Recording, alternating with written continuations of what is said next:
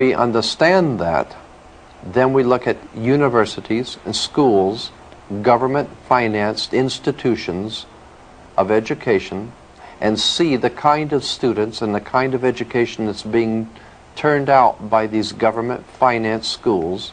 Logic will tell you that if what is being turned out in those schools was not in accord with what the state and the federal government wanted, then it would change it. The bottom line is that the government is getting what they have ordered.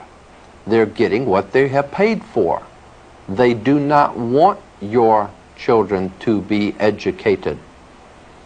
They do not want you to think too much.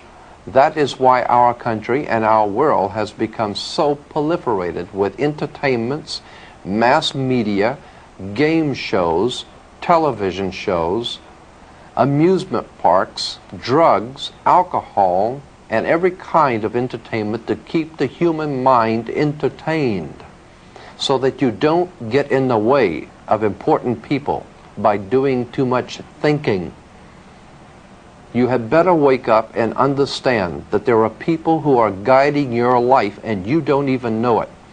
And all American citizens, I think, have suspected something like this is going on.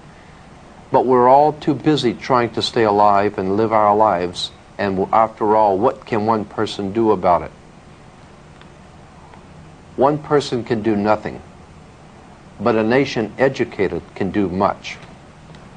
Why does Hollywood make motion pictures like Death Wish and Dirty Harry, always showing how regular citizens are misused and abused and tricked and deceived by their government, and then one lone guy has to stand up for what's right because the whole system is corrupt? Why do you think they make movies like that? Is there a message in that? I'll tell you why. It's very simple. First of all, these conspirators, these people, make the movies showing you what the problem is. Then they make the movies to show you what the solution is. They know that you are frustrated. They know that the people of America are frustrated because there is no law and order. But that's purposely designed. We're not supposed to have law and order yet. We're supposed to have crime and the immorality and the drugs and the murder and all the other things that we are besieged by. We're supposed to have that. If the government did not want it, it would not be here.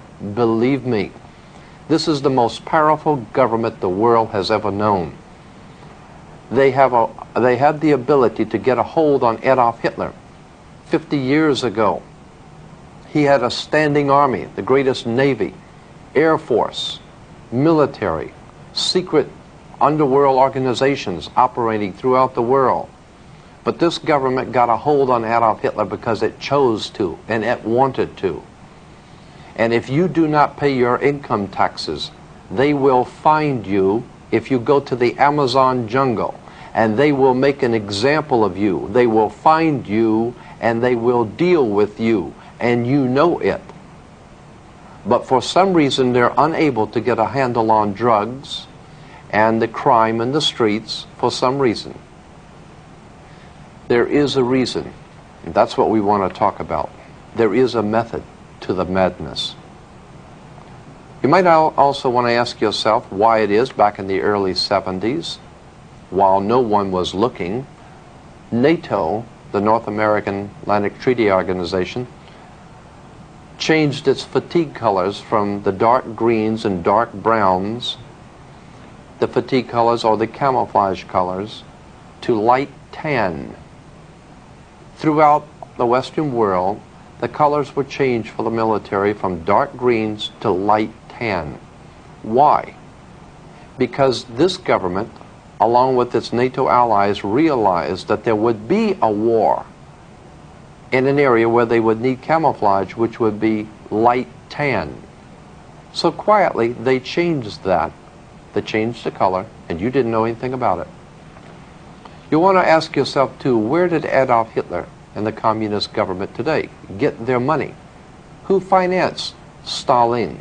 Who financed Lenin, Trotsky? Who financed the communist revolution? You might want to ask yourself, What part did American Wall Street play?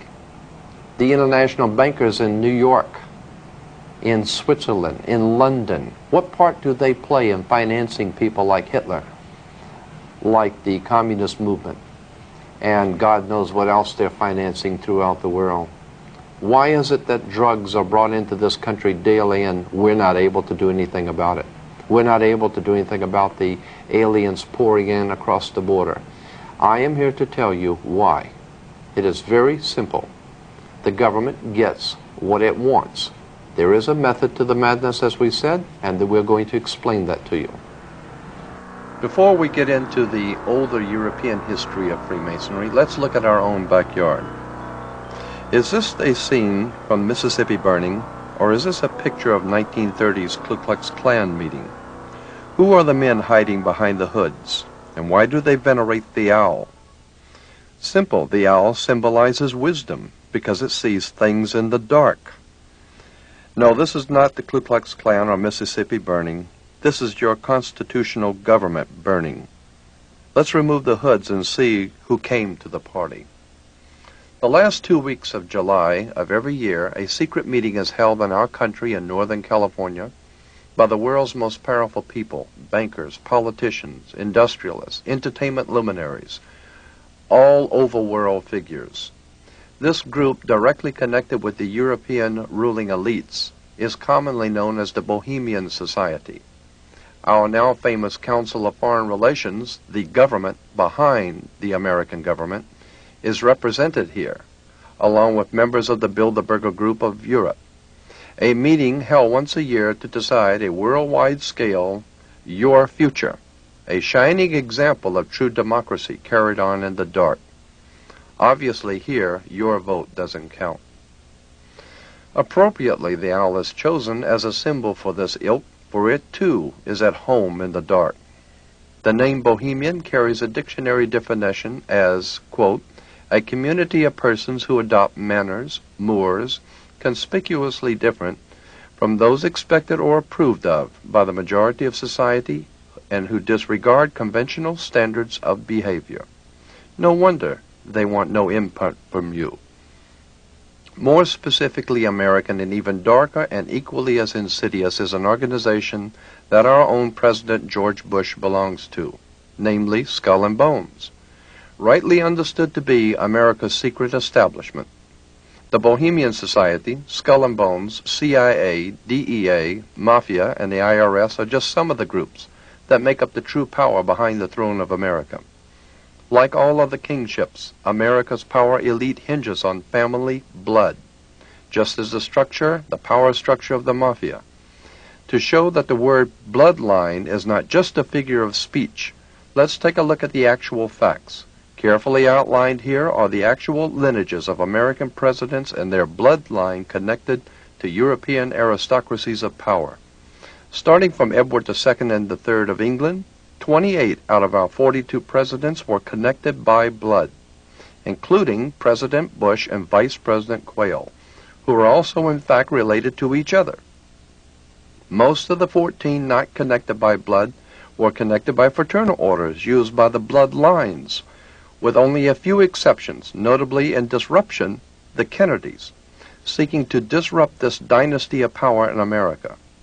Owing to their vast financial backing and personal intellectual charisma and much behind-the-scenes political maneuvering by his father, Joe Kennedy, John Fitzgerald Kennedy was inserted into the presidency, the idea being to disrupt the status quo by establishing a Kennedy Roman Catholic dynasty, and thereby serving notice on the Freemasonic powers of this world of their unwillingness to cooperate and play by the unwritten rules. Justifiably feeling threatened, the established bloodlines of power in America removed the Kennedy threat. Official police records show that the John Kennedy assassination was closely preceded by and followed by as many as 100 assassinations, all of which were closely connected with the Kennedy family's rise to power. In our discussion of secret societies, Freemasonry, and occult orders in general, we want to talk about one that might be familiar